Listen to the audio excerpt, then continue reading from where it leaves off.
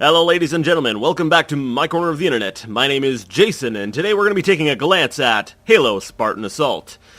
Halo Spartan Assault is basically a twin-stick shooter set in the Halo universe, and developed by 343 Industries and Vanguard Entertainment. Now, it takes place between the events of Halo 3 and Halo 4, and you basically you control... it jumps back and forth. You control two different Spartans, Edward Davis and I believe Sarah Palmer, and you fight the Covenant as you usually do in Halo games. So, what I'm going to go ahead and do is we'll say start the game and take a look, and I'll talk as I go ahead and do things. First things first. Sorry, I just wanted to make sure everything looked set up right for me. All right. So we'll go ahead and start the game. Now, basically, it's split up into 6 separate operations, which will unlock as you play the game. As you can clearly see up at the top, I've beat the game and unlocked basically every stage and every operation. Every operation also starts with an operation movie, all of which can be viewed at a later time back in the settings option. As you can see right here, you can play... there we go. You can view the different videos there.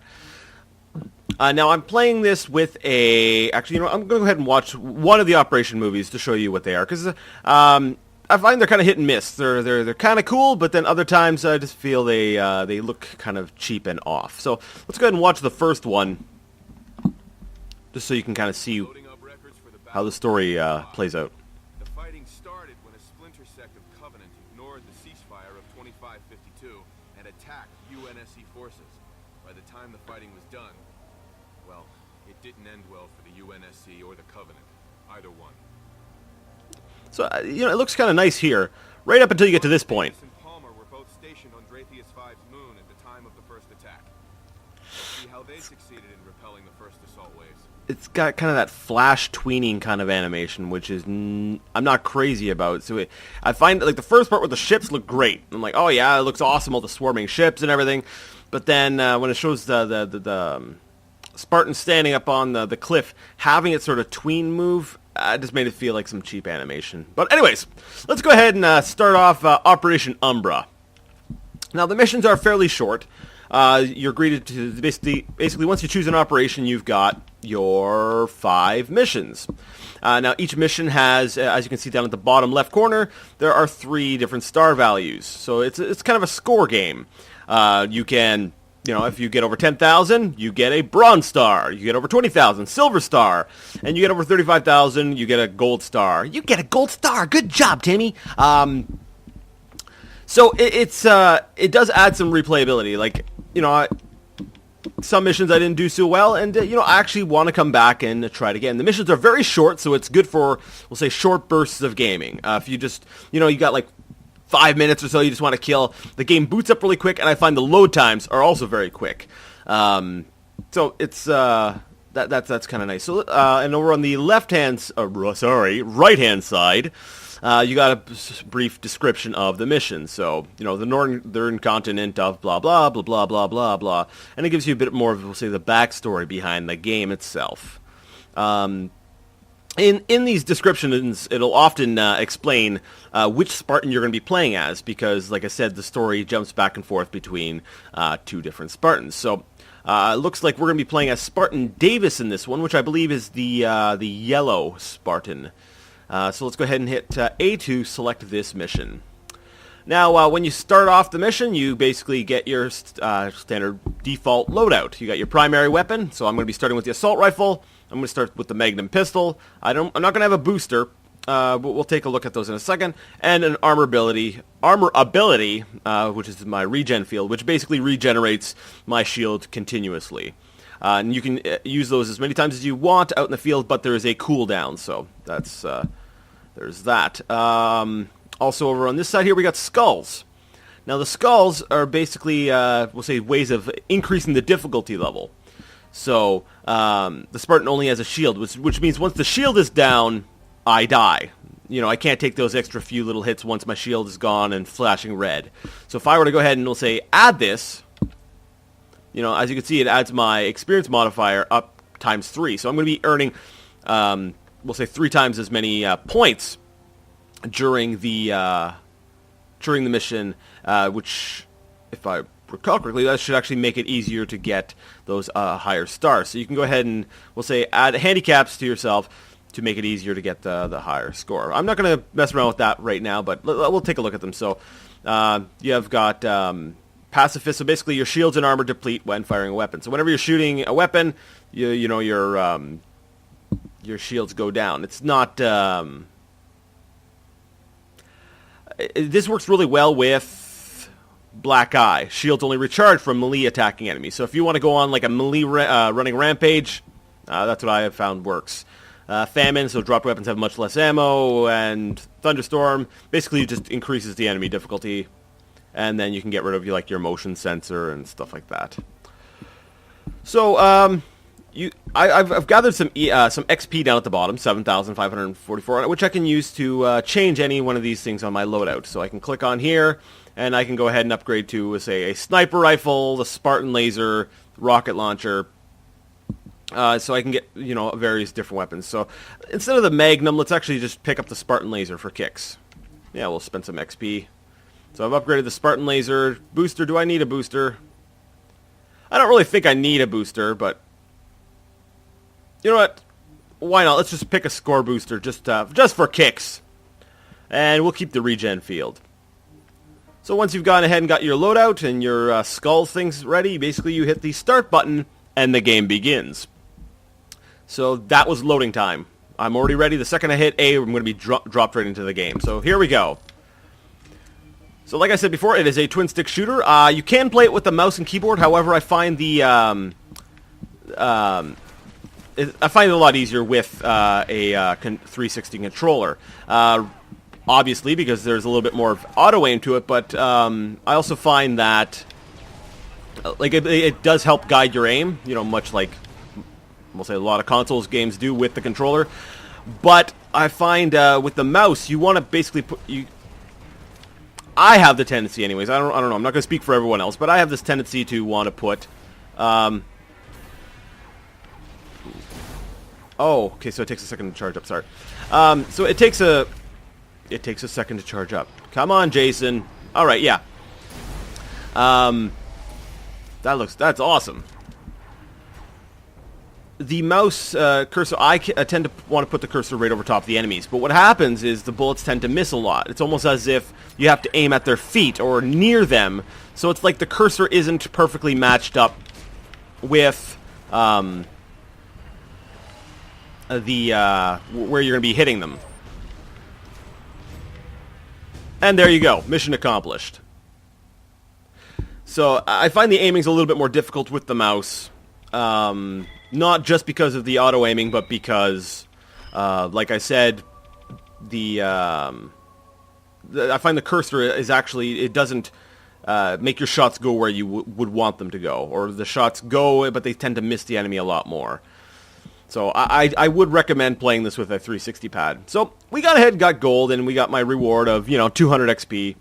And then you get moved to the next mission in the series. And as you can see, it was a very, very quick mission. So I'm actually going to, let me see. I want to jump ahead a bit. Let me see. I want to show a mission with some of the vehicles in it as well, because. Yeah, maybe I'm just going to try a different operation. I think tempered shield. Blah, blah, blah, blah, blah. Let's, yeah, this one here looks like it. So we'll go ahead and just start this mission up. So yeah, the missions are very short. And,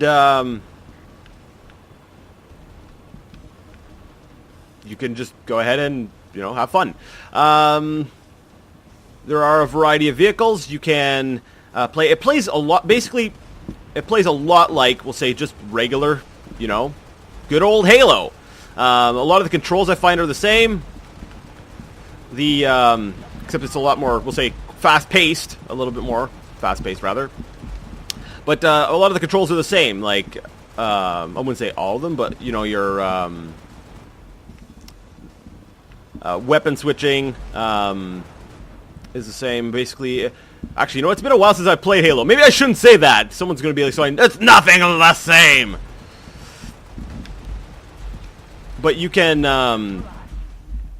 just like the feature that was introduced in Halo 2, you can jump on enemy vehicles, basically kick them off, let's say like their ghost, and commandeer their vehicles. So that's, you know, that's something you can do, and it really does feel like Halo, and it's actually a rather entertaining game, and it's especially good if you are on a time budget. And actually, regular budget, I would say as well, because the game is actually fairly inexpensive from what I recall. I actually got it on sale for, I think it was like $1.40. So, but, you know, that's Steam for you. Now, I wouldn't say, like, I've been picking specific missions to sort of show off. As you can see, actually, I'm actually getting my tank wrecked because I'm not concentrating on, we'll say, my evasive movement or evasive action. You know what I'm saying. And I'm focusing more on just, you know, talking to you guys. But there is the game. It can be challenging, even without the skulls. Okay, so I'm just gonna hold down the trigger.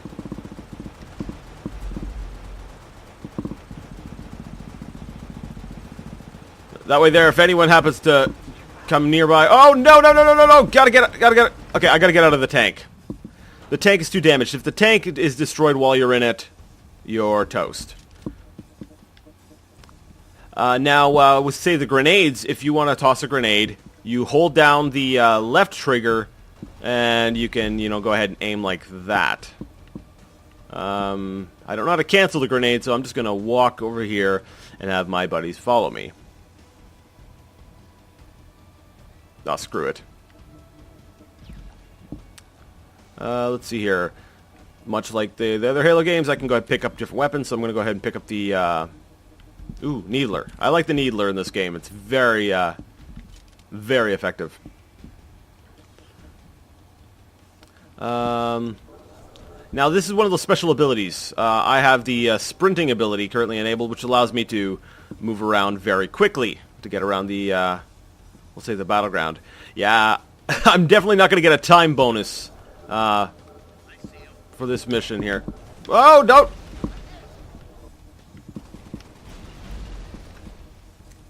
Pick up some more grenades here. Whoa, okay. Now, I got to take on this Wraith without a tank. But first I'm going to get rid of these kamikaze grunts. I'll run over here and then jump up on top and... There we go! Get out of there! I have now commandeered the Wraith.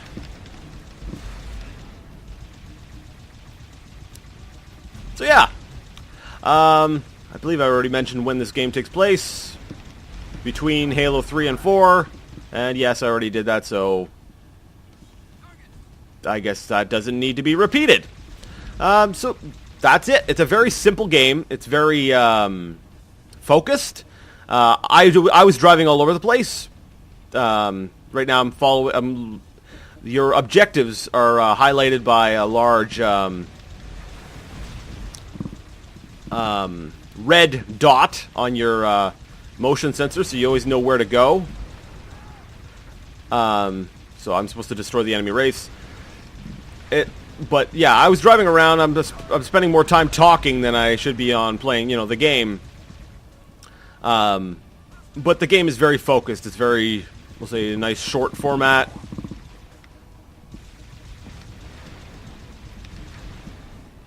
Alright, now let's jump out of here. We need to blow up this, this tank. I don't think the Needler will work on that, but... It does work! Cool! And there we go. Mission accomplished.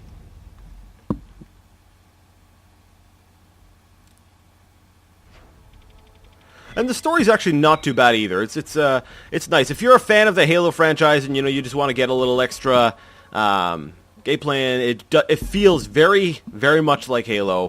It's a fun game in my opinion. Like it runs well. It's not very graphically we'll say demanding, but yeah, there's a wide variety of missions across the different operations. There's defense missions, there's escort missions. Everyone loves escort missions, right? There's there's a wide variety of enemy types as well. The brutes make their return, and all the major weapons that were in the first person versions of the game are present here. So I'm actually really glad that this made its way onto PC, because I would like to see more of the Halo games come to PC. The first Halo came out on PC as well as the original Xbox, and so did the second Halo game. So that's as far as I've played in the core Halo series, is up to Halo 2, because both 360s I had, both red ringed, so I was never able to get into any of the 360 Halos. So, anyways, I hope this is a sign of things to come. It's a good game, fairly inexpensive, and it's like I said, I think anyways, a nice focused score-based experience. So I'd like to thank you all so much for joining me on this glance at Halo Spartan Assault, and until next time, game on.